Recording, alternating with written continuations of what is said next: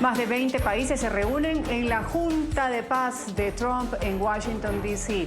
Enseguida, el debate sobre los objetivos de la Junta de Paz concebidos por Trump como un dispositivo geopolítico extraordinario para resolver todos los conflictos del mundo, y también lo que reabre el debate sobre el papel de la ONU. Pero esta reunión hoy es la prueba que con un liderazgo determinado nada es imposible. Cuando yo asumí la presidencia, la guerra en Gaza era increíble, muchos muertos. Hoy, gracias a la diplomacia y al compromiso con la gran gente que tenemos acá en esta habitación, tenemos muchos países aquí sobre Gaza. Piensen sobre esto. Esto es increíble. Muchas personas, de hecho, muchas aquí en esta habitación, que quieren que la guerra en Gaza se acabó. Hay algunos pequeños incendios, pero yo creo que jamás va a entregar sus armas, y si no, pues les vamos a responder con fuerza. Y a ellos no les importa cosas como morir. Ellos me dijeron, eso no es cierto. Dijeron, no, pues a ellos no les importa morir, ellos no quieren morirse. Bueno, yo digo, nosotros no queremos morir, nadie quiere morirse. El cese el fuego y cada uno de los rehenes fueron retornados. Piensen en esto, eso no era una posibilidad. Ahora es el tiempo para que Irán se una a nosotros en un camino en el que vamos a completar lo que estamos haciendo. Y si ellos se unen a nosotros, eso será fenomenal, pero si no lo hacen, será fenomenal también, pero será otro camino. Ellos no pueden continuar amenazando la estabilidad de la región completa. Ellos deben llegar a un acuerdo, deben aceptar un acuerdo. Y si eso no pasa, bueno, yo entiendo, pero si no pasa, no pasa, pero cosas malas van a pasar si no pasa. La Junta de Paz de Trump está debutando entre respaldos ideológicos. Está Milei, otros también que piensan igual que Trump, pero también hay recelos internacionales. Ya vamos a citar qué países integran esta Junta de Paz. Tuvo una reunión fundacional hace poco en Davos, en Suiza. Ahí pues al menos 35 jefes de Estado, de gobierno, aceptaron formar parte de esta organización internacional liderada por Donald Trump. Entre ellos están Israel, Argentina, Arabia Saudí, Egipto. Sin embargo, países como Francia, España, Suecia rechazaron la oferta debido a que para ellos esta institución puede debilitar el papel de Naciones Unidas, entre otros asuntos también.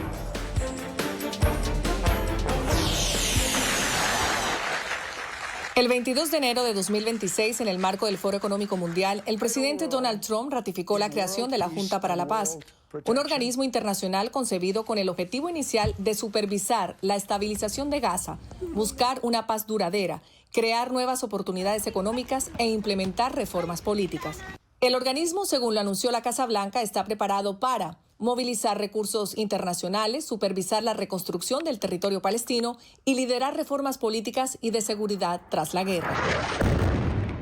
Sin embargo, el alcance no será solo Gaza. La Junta también podría intervenir en otros conflictos del mundo, ya que su objetivo oficial es promover, estabilizar y asegurar la paz duradera en zonas de conflicto. Trump la describió como una gran iniciativa internacional destinada a promover la paz y la estabilidad global. La Junta cuenta con más de 20 países miembros, incluyendo aliados clave de Estados Unidos como Reino Unido, Alemania, Italia y Argentina, además de representantes de la Unión Europea y países de Medio Oriente. Y su presidente será el mismo Donald Trump. La iniciativa ha generado apoyo de algunos, cautela incluso entre aliados internacionales y también fuertes críticas de países como Canadá, Grecia, Francia y Alemania, pues ven la Junta para la Paz como potencial rival de la ONU. En esta primera reunión inaugural, los Estados miembros no solo discutirán la seguridad de Gaza. La administración Trump espera recaudar al menos $5.000 millones para financiar en una primera fase la ayuda humanitaria y reconstrucción de infraestructura en esta zona gravemente afectada por el conflicto Israel-Hamás. Así lo anunció a inicios de esta semana el presidente Donald Trump en una publicación en Truth Social. El 19 de febrero de 2026 volveré a estar acompañado por miembros de la Junta para la Paz en el Instituto de Paz Donald J. Trump en Washington, D.C., donde anunciaremos que los Estados miembros han prometido aportar más de $5.000 millones para los esfuerzos humanitarios y de reconstrucción en Gaza, y que han comprometido miles de efectivos para la Fuerza Internacional de Estabilización y para la Policía Local, con el fin de mantener la seguridad y la paz para los gazatíes. Esta Junta de Paz es el primer intento formal del presidente Trump de crear un organismo propio, no solo para liderar la reconstrucción de Gaza, sino, como lo afirmó el mandatario, para demostrar que será el organismo internacional más trascendental de la historia. Si bien el Consejo de Seguridad de la ONU aprobó en noviembre de 2025 una resolución que apoyaba la creación de la Junta para la Paz para administrar la reconstrucción de Gaza, la ampliación del alcance y mandato que se planteó después ha generado el temor de algunos analistas de que puede llegar a competir con el mismo Consejo de Seguridad. Para los que cuestionan la efectividad de dicho consejo, incluyendo al propio Trump, quizá esto sea precisamente lo que se necesita. Junta de Paz. Lo ponemos inmediatamente sobre la mesa de debate aquí en Ángulo. Para ello voy a saludar a quienes me acompañan el día de hoy en Argentina. Ignacio Montes de Oca, experto en conflictos internacionales. Gracias por estar con nosotros, señor Montes de Oca. Bienvenido. Buenos días, Ruth. Muchas gracias por la invitación. Gracias a usted por participar. También en Estados Unidos está María Isabel Puerta, profesora de Ciencia Política. Gracias por estar con nosotros, María Isabel. Bienvenida. Muchas gracias, Ruth. Un gusto estar con ustedes de nuevo. Gracias, María Isabel. Ignacio, en este orden, María Isabel, voy a empezar con usted. Junta de Paz de Trump, porque el título es grande. ¿Es un mecanismo real de resolución de conflictos, como se ha presentado, o estamos ante una arquitectura diplomática paralela con fines estratégicos de liderazgo a nivel global? ¿Cómo lo ve usted? ¿Cómo lo concebiría en lo que va a ser la primera cita? Yo coincido con la segunda opción. Creo que en el marco del corolario Trump a la doctrina Monroe, esto es parte de esa estrategia de ejercer influencia más allá del hemisferio, por supuesto, pero teniendo más control sobre aliados o socios, pero también creo que es la consecuencia de la poca efectividad de los organismos multilaterales, organizaciones internacionales como la Organización de las Naciones Unidas, aunque no es el único actor que está siendo quizás puesto, es un juicio a su incapacidad para ser más efectivo en la resolución de conflictos, y creo que también tiene que ver con la inercia, la parálisis que genera el Consejo de Seguridad de las Naciones Unidas. Entonces, por supuesto, esta estrategia combina los intereses particulares del presidente Trump como líder del hemisferio y más allá a nivel global. Gracias, María Isabel, por esa primera apreciación. Señor Montes de Oca, le voy a dar la palabra. María Isabel dice que podría ser, a criterio de ella, la Junta de Paz, la arquitectura diplomática paralela con fines estratégicos de un liderazgo global de Donald Trump. ¿Usted concuerda con esta visión o más bien lo ve como un mecanismo real de resolución de conflictos, como lo ha dicho Donald Trump? No coincido, no creo que el objetivo sea resolver conflictos. De hecho, parte de la Junta de Paz de Gaza, en donde el conflicto sigue. En Gaza la situación humanitaria es un desastre. Hamás sigue armado y sigue controlando toda la parte que no controla Israel, y por lo tanto nace para resolver conflictos de un organismo que no pudo resolver todavía el conflicto. Sí se celebra la devolución de la liberación de los rehenes y la devolución de los cuerpos de los otros cautivos, pero esta Junta de Paz no es representativa, no tiene más de 26 miembros, miembros reales, ¿sí? Y nace con un defecto de origen que no puede reemplazar a la ONU ni a su Consejo de Seguridad. En primer lugar, por la falta de representatividad. 20 países sobre 190 no son representativos. En segundo lugar, su poder emana de un mandato eterno, ¿sí? De por vida, si se quiere, de Donald Trump, que no puede ser cuestionado, y además Donald Trump se arroga el derecho de veto a cualquier decisión de la Junta de Paz. Es decir, no pasa de ser más que un cuerpo personal armado por Donald Trump, que va a durar lo que dure su poder, y dado que las leyes de la biología siguen en marcha, más allá de que el derecho internacional pueda ser puesto en duda en este momento. En algún momento Donald Trump va a tener que dejar el poder, cuestiones biológicas, y la Junta de Paz va a seguir su destino porque, como dije antes, fue creada en torno a Trump y mientras Trump tenga el poder, que ni siquiera puede ser medido con su presidencia, porque ahora hay que ver qué sucede en las elecciones de medio término y si esto implica una disminución de esa capacidad de decisión de Donald Trump. Así que la Junta de Paz nace con defectos de origen y de ninguna manera va a ser un reemplazo a las Naciones Unidas. En todo caso, va a permitir una injerencia que es diferente en determinados conflictos. Ahora, Ignacio Montes de Oca, si Trump lo concibe como un dispositivo geopolítico extraordinario, porque así lo ha presentado, ¿qué significa esto en términos prácticos? Usted dice, bueno, tiene quizás una fecha de caducidad, pero hablemos de la capacidad de coerción, poder económico, diplomacia transnacional. ¿Qué obtendrían estos países que se están sumando y ahora pues están yendo a la capital estadounidense a participar de esta primera cita de la Junta de Paz? Eventualmente obtendrían el amparo o el apoyo de la primer potencia militar y económica del mundo, pero insisto, esto tiene una fecha de vencimiento. En cualquier caso, lo que tendrían sería, como decía, por eso decía la palabra injerencia. Podrían apelar a una intervención de esta Junta de Paz en conflictos que le interesen. Vamos a un ejemplo concreto. Supongamos que Armenia quisiera ser parte y Azerbaiyán no lo fuese, y quisieran que haya un rumbo favorable para Armenia y integrando esta Junta de Paz.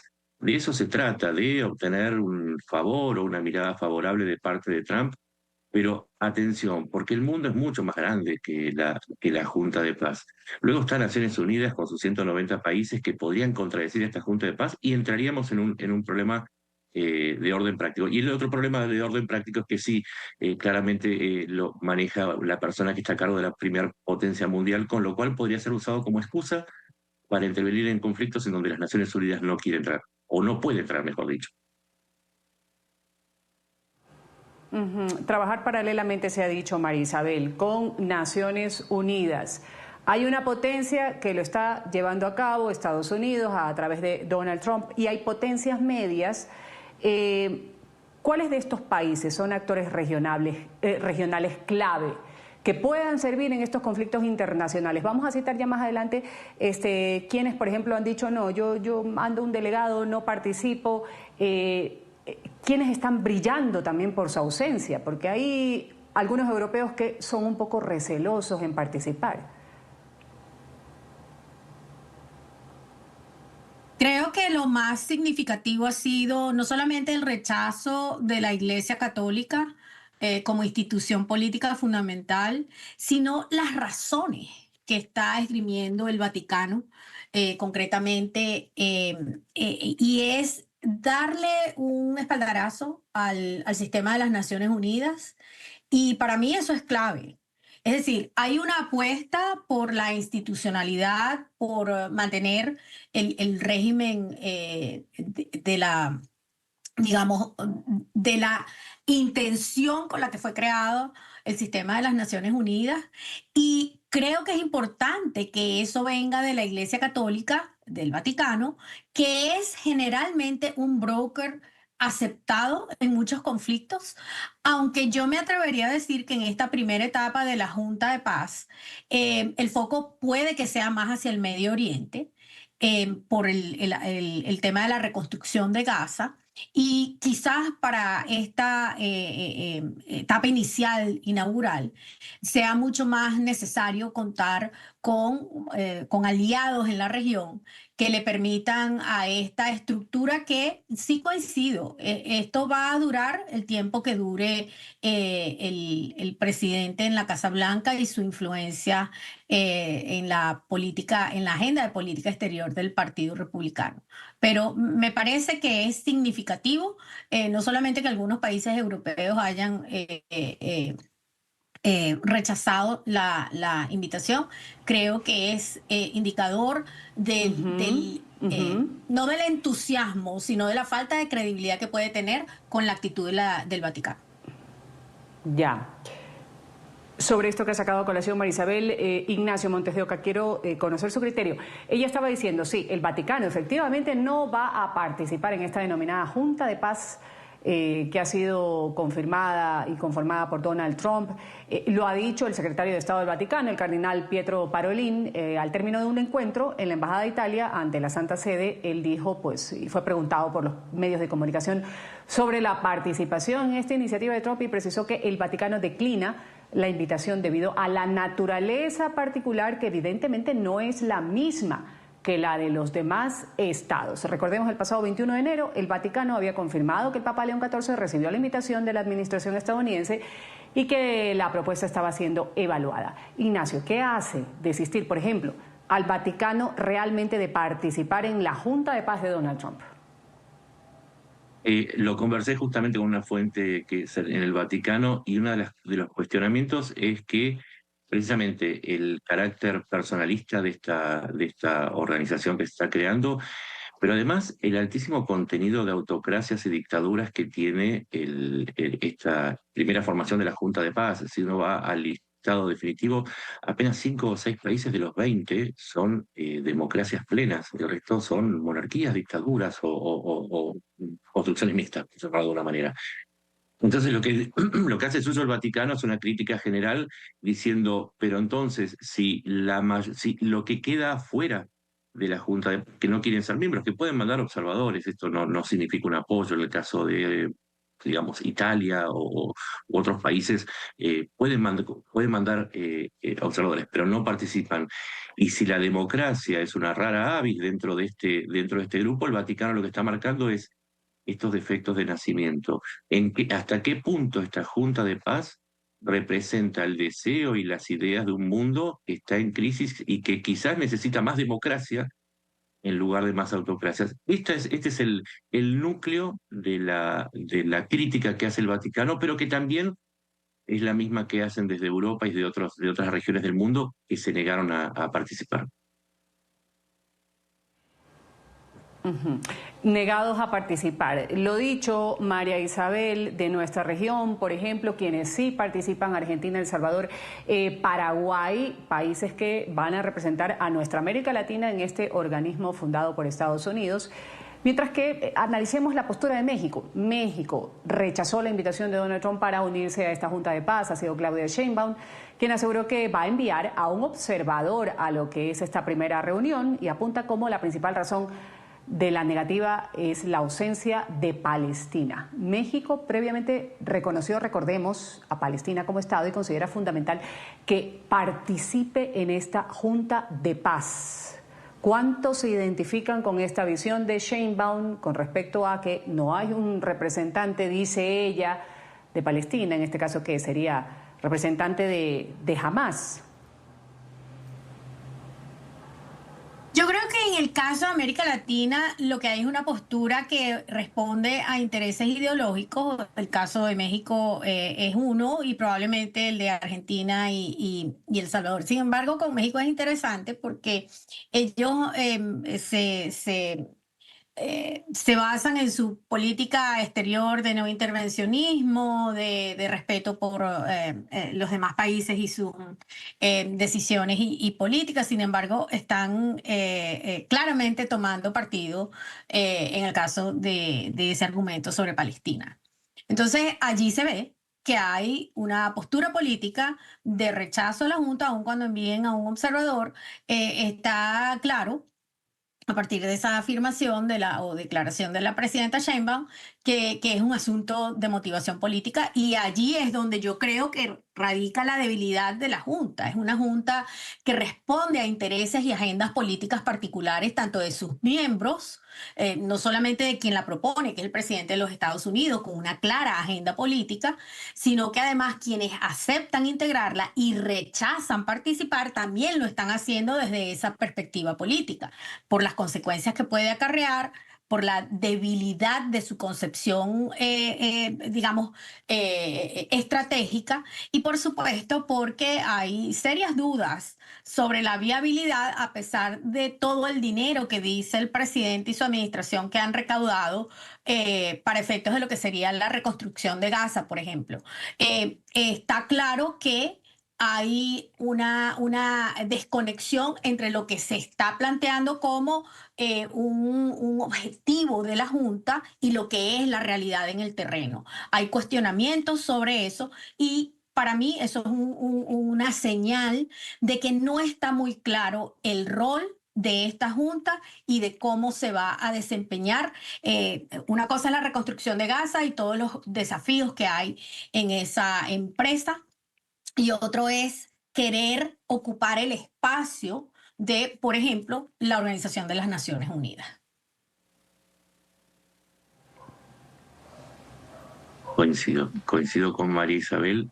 Lo de Sheinbaum, sin embargo, tiene ese matiz, claro, porque si bien no está representada Palestina dentro de la Junta de Paz, están Qatar y Turquía. Qatar es la sede donde reside el cuerpo ejecutivo Hamas, y Turquía donde reciben los combatientes y las inversiones. Es que precisamente ese es el problema de la Junta de Paz, que reproduce los mismos vicios que llevan al desencanto con las Naciones Unidas, y es que no es un cuerpo resolutivo en principio, sino que va a ser una cámara de eco de las mismas crisis y los mismos problemas, pero solución para el problema de Gaza todavía no se tiene, y ese es precisamente el punto que marcaba Claudia Sheinbaum, pero tampoco contribuye mucho, porque al observar la arquitectura de la Junta de Paz se entiende que va a ser un campo de debate y no un objeto para la resolución de ese conflicto. Ignacio, sobre lo que usted está indicando, justamente presencia de Israel, de Qatar, de Turquía, jugadores clave al momento de fijar una hoja de ruta que articule la reconstrucción política, social, económica de Gaza. En Doha se refugian, sabemos, jefes terroristas de Hamas. Desde Estambul se ha considerado que la ofensiva militar israelí en la Franja de Gaza causó un genocidio a la población de Gaza. Netanyahu no quería integrar la Junta de Paz. Resistió hasta último momento las presiones que tenía directamente de Donald Trump para el presidente de los Estados Unidos. Era un poco difícil quizás explicar que lideraba una iniciativa diplomática para reconstruir Gaza sin la presencia formal de Israel. Cuando se presentó la Junta de Paz en Davos, Netanyahu obvió la participación de su país, pese a que una hora antes de la ceremonia inaugural el presidente de Israel estaba en el lugar participando de la agenda oficial de este foro económico. En esta lógica política, exhibiendo la resistencia a la iniciativa de Donald Trump, Israel, por ejemplo, no va a participar de la sesión de la Junta de Paz, que arranca este 19. La cita es para jefes de Estado, pero Netanyahu decidió que su canciller viajara a Washington, D.C., a este lugar. Hablemos de estos jugadores políticos clave, Qatar, Israel y demás. Es que está muy buena tu observación, porque justamente ahí está el problema de que le llame Junta de Paz. Si Israel participa es para estar cerca de este pedido de Estados Unidos y para no perder ese apoyo en un momento en que decidió ampliar su presencia en Cisjordania, con lo cual se está creando otro conflicto, o se está ampliando un conflicto que la Junta de Paz no está pudiendo resolver, porque se iba a dedicar a Gaza, pero ahora no puede frenar el nuevo conflicto generado por este nuevo registro de tierras palestinas que se supone que en el área C de Cisjordania va a provocar el desalojo de parte de la población y la ampliación de la presencia judía. Pero además se hace en el contexto de la preparación de un ataque a Irán, con lo cual la idea de paz se vuelve más, se difumina aún más, e Israel tiene que ser parte para tener un lugar en la discusión dentro de un cuerpo que responde a Trump y por lo tanto a los deseos de la primera potencia, pero irónicamente en un mundo que no deja de aumentar su conflictividad. Por eso tu observación creo que es muy válida. Si es una junta de paz, no está sirviendo para ese propósito, sino que de alguna manera sirve para legitimar los que están en curso y los que se están creando. Y ahí está el problema de origen que les señalaba al principio. ¿Me dan el habla por aquí?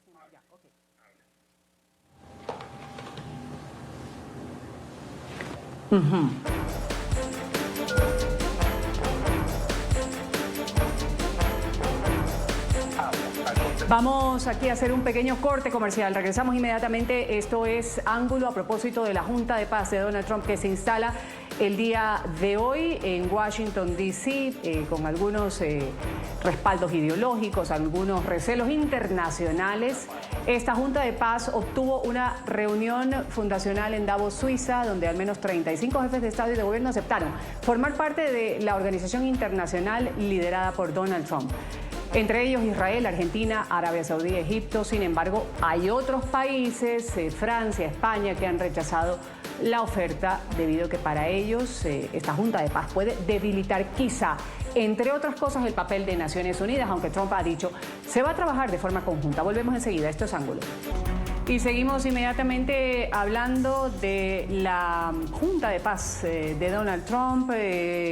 Principales países de Europa que no están, también hay una ausencia, por supuesto, de China, de Canadá, de Brasil, diferencias históricas que se dejan ver aquí en esta Junta de Paz entre Israel y Qatar, uno de los países que sí están integrando esta Junta de Paz.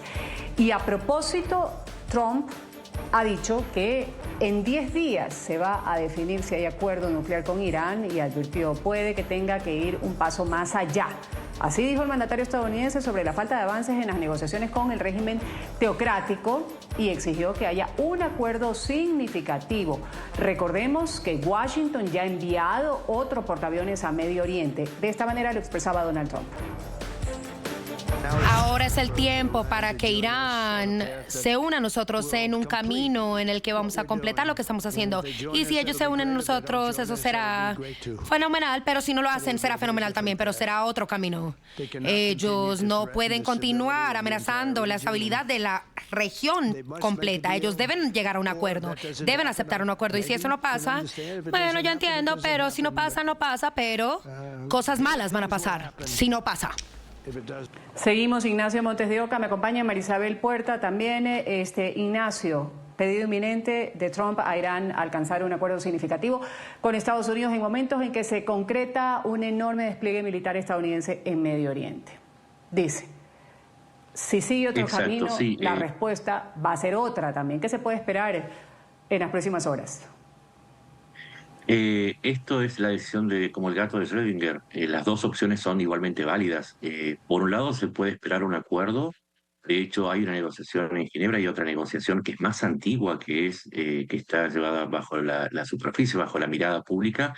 Lo que se busca es llegar a un acuerdo por el cual Irán renuncie a su programa militar nuclear, pero también a su programa de misiles balísticos. Es una posibilidad, por ahora Irán lo niega. Mientras tanto, estos 10 días que ha dado tienen una razón práctica y es que es lo que se espera, no solamente para la llegada de un segundo grupo de portaaviones del US Gerald Ford, el mismo que estuvo frente a Venezuela, para duplicar la capacidad embarcada, y esto a su vez se asocia con que Irán anunció que si era atacado por Estados Unidos, iba a su vez a atacar a otros miembros, si se quiere, de esta Junta de Paz, pero que son la sede de las bases que necesita Estados Unidos para atacar a Irán, a saber, Emiratos Árabes Unidos, Arabia Saudita, Qatar, Omán y Bahrein. Si estos países son atacados, entonces la guerra se va a convertir en regional y probablemente hace un cierre del estrecho de Hormuz con una disparada del precio del petróleo. Estos factores son los que abonan la idea de una salida diplomática, pero dado que la dictadura, porque ese es el nombre del gobierno que rige en Irán, sigue matando a su gente y sigue amenazando al resto de los países y sigue con sus proxies apoyando al terrorismo, esto abona la idea de un ataque. Por eso digo, estamos ante dos opciones que tienen la misma cantidad de posibilidades porque las dos implican un problema a la vez que implican una solución. Marisabel, el portaaviones USS Gerald R. Ford, tras estas operaciones que se registraron en el Caribe, se dirige hacia el Mediterráneo para unirse al USS Abraham Lincoln. podría desplegarse frente a las costas de Israel en las próximas horas. Esa es la información que se maneja. Estos grupos incluyen sistemas de defensa antimisiles propios. La pregunta aquí, ¿se está aumentando la capacidad de un posible ataque balístico? ¿Qué podría pasar en las próximas horas? Ahí teníamos el criterio de Ignacio Montes de Oca con respecto a lo que podría darse. ¿Están sobre la mesa o el acuerdo? O definitivamente ya sabemos lo que dice Trump. Sería bueno que se llegue a un acuerdo, pero si no, esto es lo que podría pasar. Yo coincido que hay todavía esfuerzos por no llegar a un ataque, coincido en ese sentido. Sin embargo, me parece que luego de la experiencia con Venezuela, hay quizás una especie de inclinación por el éxito de la misión de extracción de Nicolás Maduro, no solamente por lo eficiente, lo efectiva que fue, sino además por las consecuencias, ¿no? El régimen político en Venezuela sigue siendo el mismo régimen sin Maduro, pero están en un modo de obediencia que quizás es lo que está facilitando para la administración de Trump esta adopción de una política no solamente más agresiva, sino más cinética, como dice el secretario Hegseth, ¿no? Todos estos ataques cinéticos. Bueno, pareciera, yo he escuchado a algunos expertos que son del ala conservadora de acá de Estados Unidos decir que para ellos es inminente el ataque. Y creo que por la misma experiencia venezolana, esta administración juega en los dos terrenos, ¿no? Ellos mantienen conversaciones, avanzan en eso, pero no descuidan el tema o la estrategia militar. Entonces creo que pudiera ser factible, yo no soy experta militar, pero desde el punto de vista político pudiera ser factible por el antecedente del caso venezolano y además veamos lo que están haciendo también con el régimen cubano, ¿no? Aparentemente hay conversaciones con el entorno inmediato de Raúl Castro. Entonces, ellos por una parte hacen uso el stick and carrots, ¿verdad? Vamos a darles algo a cambio, pero también vamos a manejar la presión. Entonces, si esa presión estratégica es mucho más efectiva para lo que quiere la administración de Trump, que es quitarse los dolores de cabeza que tiene con estos regímenes autoritarios. Veremos. Todo pareciera indicar que en los próximos días va a haber una definición. Sin embargo, si seguimos tomando como antecedente el caso venezolano, eso pudiera tomar más tiempo, ¿no? Ahora sí, vamos un poquito a profundizar lo que dejábamos pendiente en el primer bloque, Ignacio Montes de Oca, el protagonismo de la Junta de Paz. Está arrancando, pero dicen algunos podría convertirse quizás en un eje de poder que compita con Naciones Unidas, también se hablaba incluso con el Consejo de Seguridad, del G20. ¿Cómo se puede trabajar conjuntamente? Ya escuchábamos a Guterres en algún momento decir, estamos al borde de colapsar financieramente, sabemos que Estados Unidos desde la llegada de Trump pues, ha quitado cierta ayuda financiera a programas de Naciones Unidas. Entonces, ¿cómo se contrapone esta Junta de Paz en competencia con Naciones Unidas y cómo se puede trabajar en conjunto, como también se ha dejado sobre la mesa? Es que por ahí pasa la cuestión, porque claro, cuando nos centramos exclusivamente en Trump, las cosas son de una manera, pero si abrimos el panorama y somos al resto de los actores, se ve algo muy distinto. El resto de las organizaciones, como Naciones Unidas, como el G20, como el G7 inclusive, saben que en tanto Trump tenga poder, este va a ser si se quiere, su juguete político preferido, por lo tanto prefieren sumarse a el movimiento en lugar de contradecirlo. De alguna manera, si bien hay tensiones con Europa, con Canadá y con algunos otros países, no se están reflejando en un rechazo absoluto a este cuerpo de paz, a esta Junta de Paz de Trump. Por ahora, y como dijimos antes, y para redondear la idea, mientras Trump tenga poder, esta Junta de Paz va a ser su vínculo con el resto de los países y por lo tanto le van a seguir la corriente, por decirlo de una manera más simpática, y van a tratar de colaborar. Cuando Trump deje de tener el poder o deje la presidencia, bueno, habrá una nueva arquitectura, pero mientras tanto prefieren colaborar porque en definitiva se trata de, como dijimos antes, del hombre que maneja la principal potencia del planeta. Así que por ahora, cooperación, observación, pero sin rechazo absoluto. Marisabel, esta iniciativa de la Junta de Paz también, le manifiesto, refleja una crisis de confianza en la ONU o simplemente la frustración también histórica que ha dejado ver Trump, particularmente con el Consejo de Seguridad y con la ONU. Bueno, primero tengo que decir que estoy de acuerdo con lo que dice Ignacio sobre cuál va a ser la dinámica.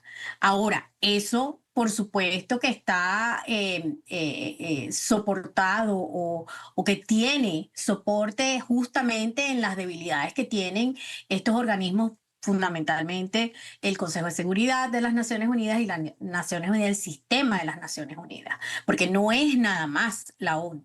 El gobierno de los Estados Unidos se ha retirado, por ejemplo, de la Organización Mundial de la Salud, y no es un tema solamente ideológico, es un tema que tenemos que ver de manera global, y es justamente el tema de estructura, ineficiencia y las finanzas.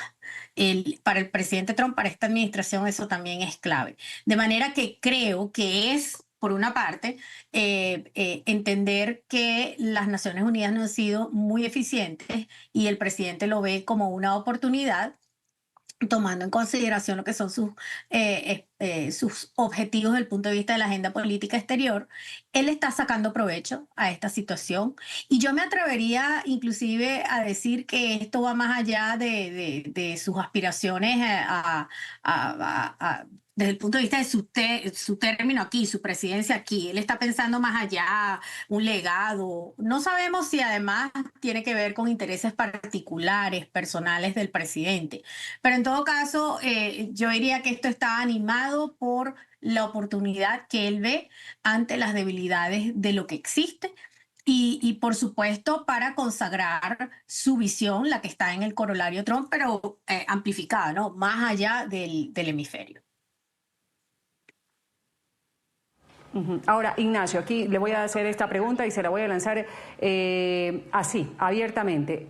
¿Será una táctica también, dicen algunos analistas, no sé si usted concuerda con esto, una estrategia de dejar por fuera decisiones de Rusia, de China, por parte de Estados Unidos, que sería la intención? Recordemos que estos países tienen poder de veto dentro de lo que es el Consejo de Seguridad de las Naciones Unidas. ¿Podría darse esto que Donald Trump esté planeando? No, China y Rusia quizás no sean los que tienen que opinar de conflictos internacionales, hablando de este organismo que se está creando ahora como la nueva ruta quizás para llevar a cabo estos conflictos. Absolutamente. Si pensamos en los 5 miembros permanentes del Consejo de Seguridad, China y Rusia quedarían fuera, aunque Bielorrusia, que sería como un representante de una pequeña Rusia, está dentro, pero también la atención, Francia y Gran Bretaña, las potencias nucleares y miembros permanentes del Consejo de Seguridad también están fuera de esta Junta de Paz. Con lo cual, volvemos a la tesis del principio. Se trata de que Trump está tratando de conseguir un cuerpo que le obedezca, por eso es un presidente vitalicio, con poder de veto absoluto, el mismo poder de veto que hay en el Consejo de Seguridad, para crear un cuerpo propio, y coincido con María Isabel, esto se trata de una cuestión táctica, ¿sí?, del momento, para que Trump acumule poder basándose en los errores de otros organismos, que no es el único intento. La existencia misma del G20, del G7, de los BRICS, se monta sobre el descrédito que tienen los organismos multilaterales en los últimos años. Así que Trump en última instancia está creando poder personal sobre los errores que existieron en los organismos colectivos que hasta ahora mostraron una eficacia insuficiente, pero que no por eso van a desaparecer, sino que le van a aparecer competidores, como en este caso la Junta de Paz de Trump, que no es un competidor más.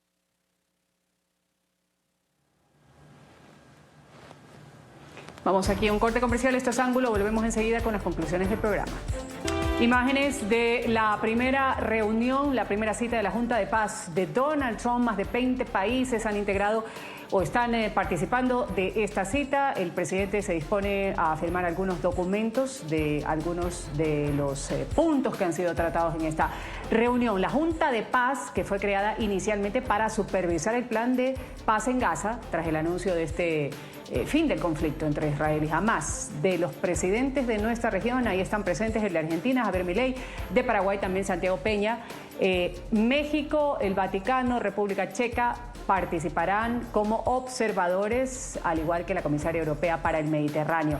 Trump ha dicho que la Junta de Paz va a trabajar con las Naciones Unidas en algunos casos, eso sí lo ha dicho.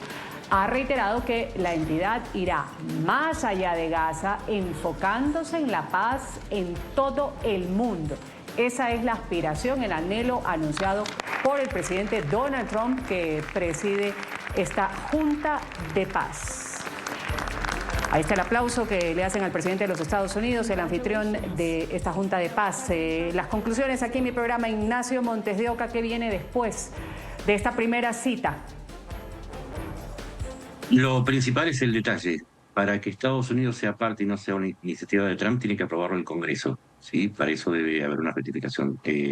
Mientras esa ratificación no se concrete, Estados Unidos está fuera, es una iniciativa, es una excentricidad, si se quiere, es un mar o lago político internacional, y todo va a depender de una fecha clave que son las elecciones de medio término. Eso es lo que le va a dar poder o no a esta Junta de Paz y le va a dar trascendencia, o lo va a dejar convertido en una cofradía en torno a un momento particular de la historia de Donald Trump.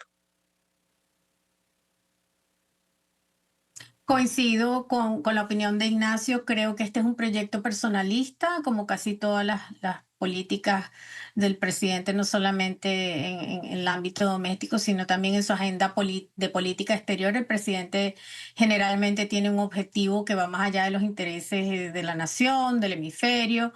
Y en este caso, yo sí creo que él está pensando en una post-presidencia donde él aspira a ejercer un rol de influencia, de controlador en algunos casos, y por supuesto una participación directa como broker en el caso de negociaciones, porque ese quizás es esa es su aspiración, ¿no? Ser una herramienta y un decisor en estos escenarios.